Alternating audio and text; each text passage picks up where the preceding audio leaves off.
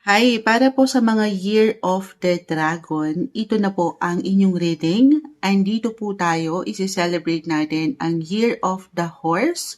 Happy Lunar New Year 2026. Simulan na po natin ang inyong reading, guys. Hingi tayo ng ilang guidance, advice, messages para sa inyo. Mensaheng gabay lamang po. Subukan nating maging straightforward. May ilang sektor tayo sa buhay na pag-uusapan, buhay karera, trabaho, relasyon, at kalusugan. Kuha lang tayo ng ilang gabay para sa inyo. Year of the Dragon para sa mga taong ito na maaaring makapakinig. 2026, anong aasahan nyo? Guidance po para sa kanila. Message?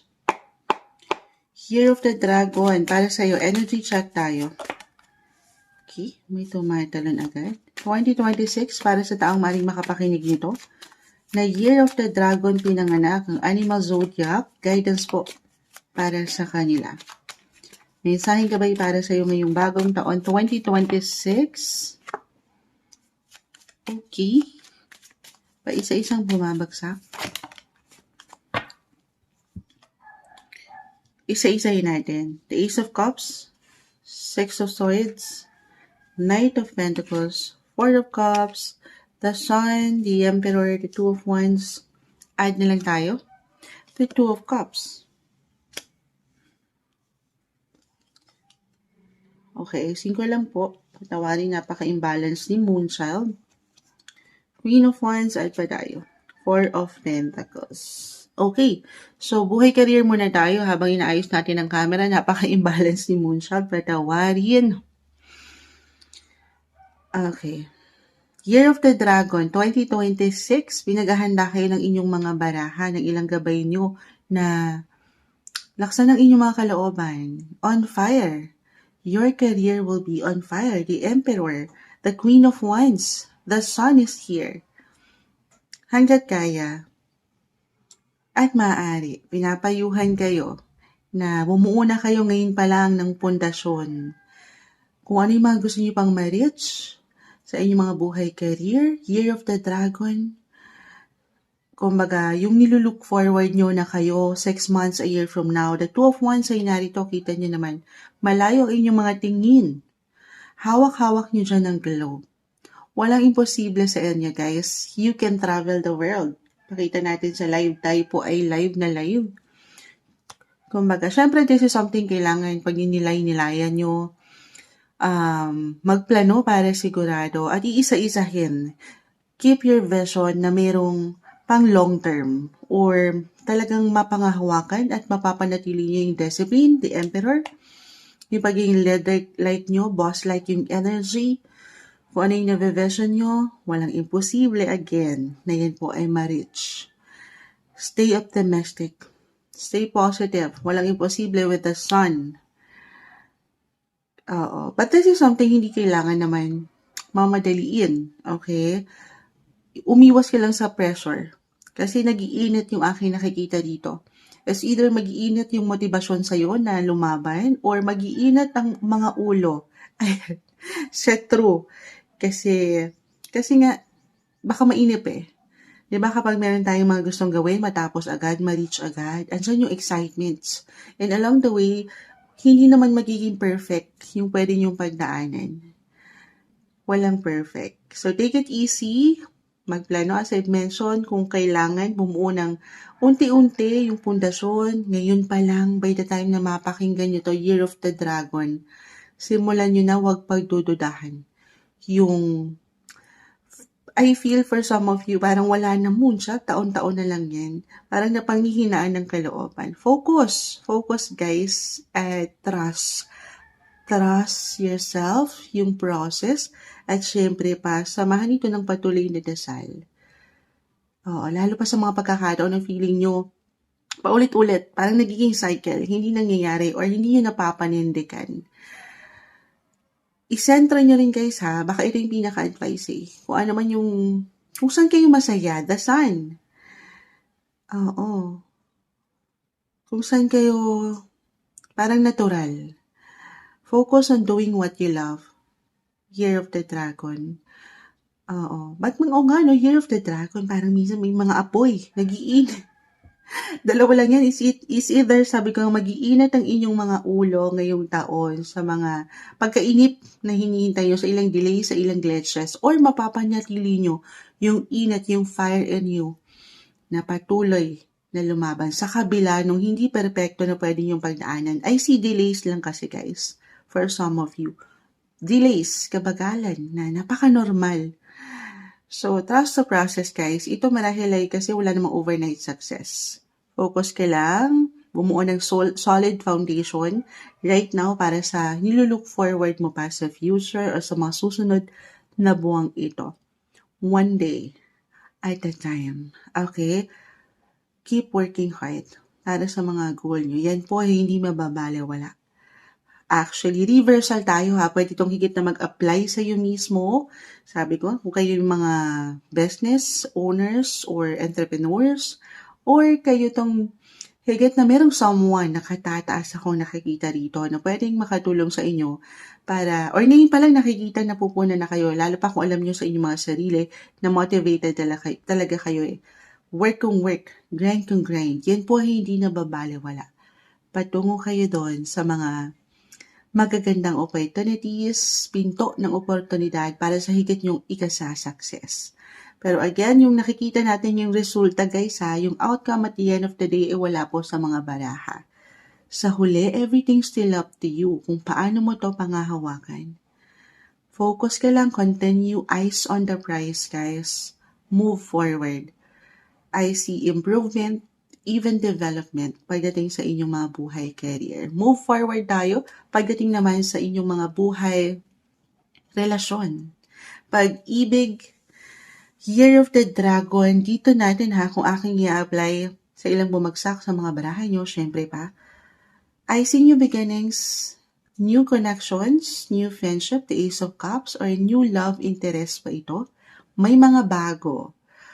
Okay, couples in a relationship or married, ano yung bagong moonshot? Parang paulit-ulit na nga. Baka dito yung mag-resonate yung na-message ko sa inyo pagdating sa career, ano? Parang nagiging cycle. Parang paulit-ulit na lang, wala namang bago. Then maybe this is a sign. Year of the Dragon. Ayan, to try something new sa connection nyo, lalo pa kung pakiramdam nyo ay paulit-ulit na lang yung ganap every year, nakakainip na. Or wala namang something bago. Of course, kailangan pagtulungan niyo to ha, couples. You have to do your part. Tayo yung mga something new approach sa connection. Lalo pa kung matagal na talaga kayo, no? Parang ang dami nyo nang nalagpasan together na ilang conflicts. Ayan. Tension. Pero andyan pa rin kayo, magkasama, matibay. Paangatin nyo, guys. Yung young, pagiging young, childlike yung energy o yung ideya na parang kayo lagi ay nagsisimula sa una. Maaring makatulong po yun. Okay? Yes. Para bang hindi mawawalan eh. Ano hindi mawawalan? Andyan yung love, andyan yung energy. Minsan kailangan nyo lang paangatin yan sa inyong mga sarili. Okay? Napaisip tayo. If ever, yung na-mention ko, if ever ngayong taon makaramdam kayo ng conflicts, ng tension, na parang ang hirap i-handle, it's okay to pause guys. Pahinga-hinga. Maaari kasing for some of you, wala namang perfect. 2 and 2. 2 of Wands, the 2 of Cups. Compromise, communicate, yung connection.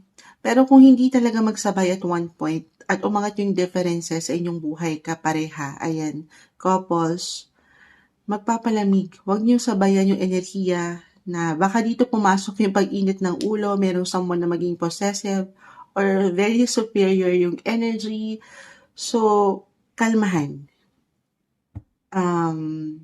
Kung kailangan nyo munang sabi ko do some reflections, some life review, hinga muna. Hindi makakatulong kung sasabayan nyo yung init ng ulo sa bawat isa. Okay? Pag-unawa. At ako na naman ba yan, Moonchild? Ikaw na tong higit na maging bigger person sa situation. Okay? Pero hindi mo naman kailangan na mag-yes ka lang ng mag-yes, lalo kung mali talaga yung pinapakita or pinaparamdam sa'yo. Pero hangga't kaya, huwag kang pangunahan ng emosyon na sasabayan mo siya. Kasi hindi kayo makakapag-isip ng klaro pareho. Okay? Timing. Hanapan ng timing kung saan higit kayo makakapag-usap, magkakaroon kayo ng heart-to-heart conversations. Kasi sabi nga nilang mga bagay ay may dadaan sa mabuting usapan. Singles, ayun na na-mention ko kanina para sa mga single, new connections. Kung magiging open kayo dito, may mga new friendship. Oo. Or new love interest, sabi ko nga. Kung ready lang naman ha. Pero for some, kung nandito pa rin, I feel for some of you, Year of the Dragon po tayo. Pagdating sa relasyon, single. Parang andito pa sa recovery stage or nasa healing process. Iba-iba tayo dyan. Kung hindi pa totally ready, huwag madaliin. Take it easy. Okay? More on self-care na muna tayo ha, self-love. Pero kung handa naman na kayo at moving forward ng energy, why not? If you're already ready in a relationship or to be in a relationship, ayan, meron akong nakikita guys. Dito ang inyong mga knight in shining armor. Yes. Or ang inyong mga napupusuan. Compromise, balance, may mutual yung energy na aking nakikita and willing na kilalanin ka or kilalanin mo siya, reversal tayo. Merong pag-asa. Merong pag-asa. Stay optimistic pagdating sa inyong mga buhay, love life. The sun is here. Love life man yan or buhay, career or anumang itatakbo ng inyong buhay relasyon. Wala namang perfect relationship talaga. Ups and downs, highs and lows, sabayan ng enerhiya ng masaya. Okay, I mean, mahirap magpakamasaya all the time, pero hanggat kaya, pangatin yung pagiging young. May pagkaseryoso kasi ng ilang baraha. Pero kumapit kayo dito sa enerhiya na para kayong isang bata. Na, di ba kapag nakasusugatan tayo ngayong araw, nadapa ka, iiyak mo lang yan eh. Pero kinabukasan, ready ka na ulit masaktan. Maglaro ulit. Maglaro ulit at masaktan. Ayan, ganun talagang buhay eh. Sasabay lang. Yan naman yung maghihilom. Everything is temporary, guys. Lalagpas yan. Ha? Lalo pa sa mga ilan sa inyo na ngayon pa lang ay meron ng pinagdadaanan pa rin pagdating sa buhay pag-ibig. Laban lang, maniwala kayo na may mga bagong simula na parating ngayong 2026. Health-wise, pagdating sa inyong mga kalusugan, hindi po isang medical advisor si Moonchild. Year of the Dragon tayo. Si The Sun talaga yung priority ko dito. Ito talaga yun, may energy eh. Umangat yung pagiging young, childlike, wild and free. Wild and free. Andito yung energy. The energy is giving. Hindi kayo mawawala ng enerhiya. Claim ba natin ito? Or maybe this is a sign. Kasi si The Sun, lumulubog yan. Tama. Pero sumisikat yan, sisikat at sisikat. Papakiramdaman niyo po ang inyong mga sarili, ha? Sa part na ito, of course, kayo po higit na makapagpapasya. Listen, guys. Listen to your body. Very important yan. Kasi minsan, lalo kung nagiinit ang inyong mga enerhiya sa buhay paggawa, tapos may kailangan pang i-priority sa pamilya, sa kapareha, baka makalimutan niyo yung kayo. Yes, nandito ang enerhiya, positive. Andito yung energy to do some action para mabigyan action yung mga obligations. Pero, sabi ko nga, lumulubog po si Haring Araw, ha? Napapagod ka rin. Maybe this is a reminder na pahinga rin pag may time, ha? Oo, kasi baka hindi nyo na mapakiramdaman yung sarili nyo kasi full of energy eh. So, tao lang din tayo, ha? Papahinga pag may time, rest, recharge your batteries. Paano mo nga naman magagampanan itong mga goal mo pa, yung vision mo pa, in the long run, kung kayo mismo ngayon ay pagod na. Oo, so pahinga lang po. Yun yung pinaka-naano ko dito. Pagdating sa health, or kung meron talagang worry sa part na yan, of course, magpapacheck sa mga professionals ha, sa pwedeng makatulong sa inyo. Yes. Pero this is something I feel na hindi nyo kailangan laliman. Or ano pa man. Kasi una pa lang na mention ko, umaangat yung pagiging young, bumabata ang mga Year of the Dragon. I-claim naman natin yan. Yes naman, ito yung umangat na guidance, advice, messages para sa inyo. Mensaheng gabay lamang po para sa Year of the Horse, Fire Horse tayo ngayong taon 2026. Para sa inyo, Year of the Dragon.